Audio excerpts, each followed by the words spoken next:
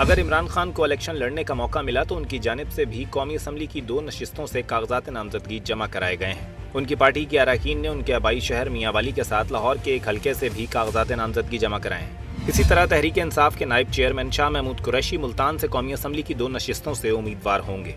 JUI के सरबराह मौलाना फजलुर रहमान अपने आबाई शहर डेरा इस्माइल खान के अलावा बलूचिस्तान के इलाके पशेन से भी कौमी असम्बली का इलेक्शन लड़ेंगे। MKM के सरबराह खालिद मकबूल सिद्दीकी कराची से कौमी असम्बली के 3 हलकों से आम इंतखाबात के लिए मैदान में उतरेंगे। इस्तेहकाम पाकिस्तान पार्टी के सरबराह जहांगीर तरीन मुल्तान और लोधरा से कौमी असम्बली का इलेक्शन लड़ेंगे। अवामी मुस्लिम लीग के रहनुमा शेख रशीद ने रावलपिंडी से कौमी असम्बली के 2 हलकों से कागजात नामजदगी जमा कराए हैं। PTI के सदर चौधरी परवेज इलाही के कौमी असम्बली की 2 नशिस्तों और पंजाब असम्बली के एक हलके से कागजात नामजदगी जमा हुए हैं। PTI के सीनियर नायब सदर लतीफ़ खोसा ने भी लाहौर से कौमी असम्बली के 2 हलकों से कागजात नामजदगी जमा कराए हैं। मुस्लिम लीग काफ के सरबराह चौधरी शुजात हुसैन के साहबजादे चौधरी सालिक हुसैन ने गुजरात में कौमी असम्बली के 2 हलकों और पंजाब असम्बली के एक हलके से कागजात नामजदगी जमा कराए हैं। चेयरमैन सेनेट सादिक संजरानी भी बलूचिस्तान से सूबाई और कौमी असम्बली की नशिस्तों पर इलेक्शन लड़ रहे हैं। अगर कोई उम्मीदवार बैक वक्त कई नशिस्तों से इलेक्शन जीत जाता है तो एक नशिस्त के अलावा बाकी सब से उसे इस्तीफा देना होता है, लेकिन इलेक्शन कमीशन के मुताबिक एक से ज्यादा नशिस्तों पर इलेक्शन जीतने वाले उम्मीदवार की खाली करदा एक नशिस्त पर ज़िमनी इलेक्शन में कम अज कम सरकारी खर्चा 2 करोड़ 60 लाख रुपए तक आता है। नवंबर 2022 में जमात इस्लामी के रुकन मौलाना अब्दुल अकबर चित्राली ने कौमी असम्बली में एक प्राइवेट मेंबर बिल पेश किया था जिसमें आइन के आर्टिकल 223 में तरमीम का मुतालबा किया गया था। बैक वक्त 2 से ज़ायद नशिस्तों पर इलेक्शन लड़ने पर पाबंदी आयद की जाए। यह बिल पार्लिमानी कमेटी से मंजूर भी हो गया था, लेकिन 16 माह के इख्तिदार में जादुई अंदाज से मनमानी कानून साजी करने वाली शहबाज हुकूमत ने इस बिल को खातिर में ना लाने का फैसला किया था और इससे कबल 2020 में PTI के रुकन असम्बली जुनेद अकबर भी ऐसा ही बिल पेश कर चुके थे, लेकिन इस वक्त हुक्मरान इत्तेहाद PTI भी इस तजवीज़ को शर्फ कबूलियत बख्शने के मूड में नहीं थी। यकीनन एक उम्मीदवार की सिर्फ एक हल्के तक इंतखाबी रसाई के इक़दाम न सिर्फ माली एहतियात को यकीनी बनाते हैं बल्कि इंतखाबी अमल की शफाफियत को भी बरकरार रखने में मुआविन साबित हो सकते हैं। हमें याद है कि इलेक्शन 2018 के बाद कौमी असम्बली की 11 और सूबाई असम्बली की 24 नशिस्तों पर ज़िमनी इंतखाबात हुए थे। इन मजमूई 35 नशिस्तों में से 28 नशिस्तें ऐसी थीं जिन्हें एक से ज़ायद सीटें जीतने वाले उम्मीदवारों ने खाली किया था। इस पर हम बात करेंगे। हमारे साथ मौजूद हैं अहमद बिलाल महबूब साहब, एग्जीक्यूटिव डायरेक्टर पिलडाट। सर, बहुत बहुत शुक्रिया आपका वक्त देने के लिए। अहमद बिलाल महबूब साहब, सबसे पहले ये मामला उस वक्त सामने आया जब अक्टूबर 2022 में इमरान खान साहब ने बैक वक्त 8 नशिस्तों से इलेक्शन लड़ा। वो खुद उस वक्त MNA भी मौजूद थे और फिर वो सबसे जीत भी गए। फिर उन नशिस्तों पर उन्होंने हलफ भी नहीं उठाया, तो यह मामला फिर असम्बली के फोरम पर उठाया गया, प्राइवेट मेंबर बिल के तौर पर पेश किया गया। फिर ये मामला कमेटी में गया, कमेटी से मंजूर हो गया, लेकिन फिर उसके बाद ये मामला आगे नहीं बढ़ता। लगता ऐसा है कि सियासतदान खुद ये चाहते हैं कि ये प्रोविज़न उनके पास मौजूद रहे और वो इसे छोड़ने के हक़ में नहीं है, चाहे इसमें कौम का कितना नुकसान हो, वक्त का नुकसान हो, पैसे का नुकसान हो।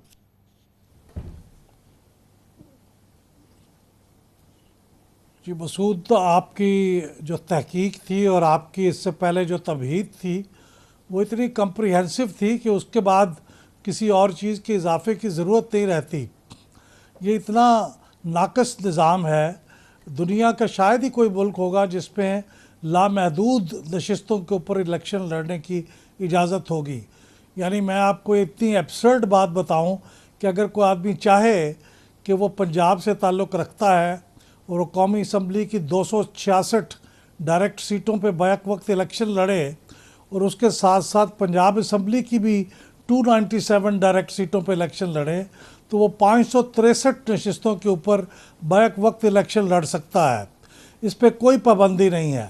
आपने ख़ुद अभी बताया था कि हिंदुस्तान में 2 हलकों के ऊपर मैक्सिमम लड़ सकते हैं, बांग्लादेश में ये 3 हलकों के ऊपर लड़ सकते हैं, और बरतानिया जहाँ से हमने ये निज़ाम मुस्तार लिया हुआ है वहाँ पे तो 1 से ज़ायद हलके पे लड़ने की इजाज़त ही नहीं है। तो ये मेरे ख़्याल में निज़ाम को बदलना चाहिए। और चूँकि कॉन्स्टिट्यूशन में लिखा हुआ है आर्टिकल 223 के अंदर कि 2 या 2 से ज़ायद हलकों में कोई उम्मीदवार एक हाउस या 1 से ज़ायद हाउस में इलेक्शन लड़ सकता है, तो इसलिए कोई हद ही नहीं है।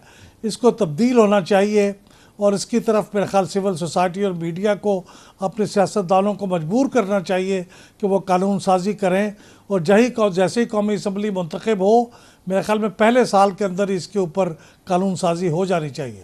अच्छा, ये मामला जैसे मैंने अर्ज़ किया कि पहले भी मुताद्दिद बार असेंबली के फोरम पर भी आता है, कमेटियों से भी मंजूर हो जाता है और फिर सर्द खाने की नज़र होता है। नुकसान होता है हमारे आपके जैसे शहरियों का, जिनके टैक्स के पैसे इसमें लगाए जाते हैं, वक्त ज़ाया किया जाता है, वोट की बेइज्जती एक तरह से की जाती है कि आपको पहले इलेक्ट कर लिया जाता है और फिर आप उसे छोड़ के चले जाते हैं। तो ये एक बुनियादी हुकूक का भी मामला मालूम होता है। तो क्या कोई शहरी अगर सुप्रीम कोर्ट में जाए इस मामले को लेकर, गो कि ये आइन में लिखा हुआ है, तो सुप्रीम कोर्ट इस पे कोई मुनासिब डायरेक्शन दे सकती है? क्योंकि पार्लियामान से तो अब तक ये मामला हल नहीं हुआ। ये बहुत इंटरेस्टिंग सवाल है, लेकिन मेरे ख्याल में हम ये नहीं चाहते कि आइन की तरमीम जैसे मामले में बजाय इसके कि जो पार्लियामान जिसके ये ज़िम्मे काम है, जिसके लिए हम इतना ख़र्चा उठाते हैं, जिसके लिए हम लोगों को मुंतखब करते हैं, वो अपना काम करने के बजाय हम सुप्रीम कोर्ट में जाएं। और मेरा ख्याल ये है कि सुप्रीम कोर्ट इस मामले में शायद ही कोई रोल अदा कर पाएगी, क्योंकि कानून की हद तक तो वो ये देख सकते हैं कि ये आइन से मुतसादिम तो नहीं है। अगर आइन से मुतसादिम हो तो फिर उसको वो अवॉइड करार दे देते हैं। लेकिन ये चूँकि आइन का मामला है तो आइन की तरमीम तो पार्लियामेंट के अंदर ही होनी मुनासिब है। मेरे ख्याल में हमें सिविल सोसाइटी और मीडिया को प्रेशर बढ़ाना चाहिए। इसके अलावा मुझे कोई रास्ता नहीं नज़र आता। इसकी तरफ तवज्जो दिलाने के लिए अगरचे सुप्रीम कोर्ट में जाया जा सकता है ताकि इसको हाईलाइट किया जाए, लेकिन वो उसी हद तक है। लेकिन उससे किसी प्रोडक्टिव फ़ायदे की उम्मीद रखना गालिबन वो शायद मुनासिब नहीं है। ठीक है। अच्छा, कोई सूबाई सतह पर कोई कानून साजी हो सकती है? जैसे हमने देखा कि इलेक्शन एक्ट में तरामीम की गई और एक नाअहली का मामला जो आइनी था उसके लिए एक रास्ता निकाल लिया गया। तो इस तरह से कोई कानून साजी हो सकती है कि अगर आप आइन में तरमीम करने की पोजीशन में नहीं है तो सिंपल कानून साजी से भी कोई रास्ता निकाल सकते हैं? नहीं निकल सकता। आइन में तरमीम इतनी, आइन के अंदर जो शक है 223 वो इतनी वाज़ेह है कि उसके अंदर किसी कानून की किसी यानी उसके अंदर कोई खामी ढूंढ के उसके लिए कानून साजी के ज़रिए से रास्ता निकाला जाए तो ये बहुत मुश्किल होगा। ये जो आप जिस तरमीम की बात कर रहे हैं कि आइन के अंदर अगरचे लिखा हुआ है कि आप डिफेक्शन क्लॉज के अंदर वोट कर सकते हैं, लेकिन डिफेक्शन के बाद फिर आपके ख़िलाफ़ तादीबी कार्रवाई हो सकती है। उसमें सुप्रीम कोर्ट के अंदर एक इंटरप्रिटेशन करके ये कह दिया कि आप डिफेक्शन के लिए अगर वोट देंगे तो आपका वोट काउंट ही नहीं होगा।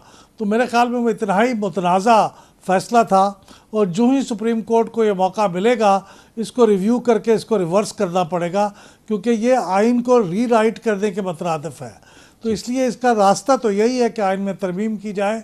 मेरा नहीं ख्याल कि कानून में तरमीम के ज़रिए इसको रिवर्स किया जा सकता है।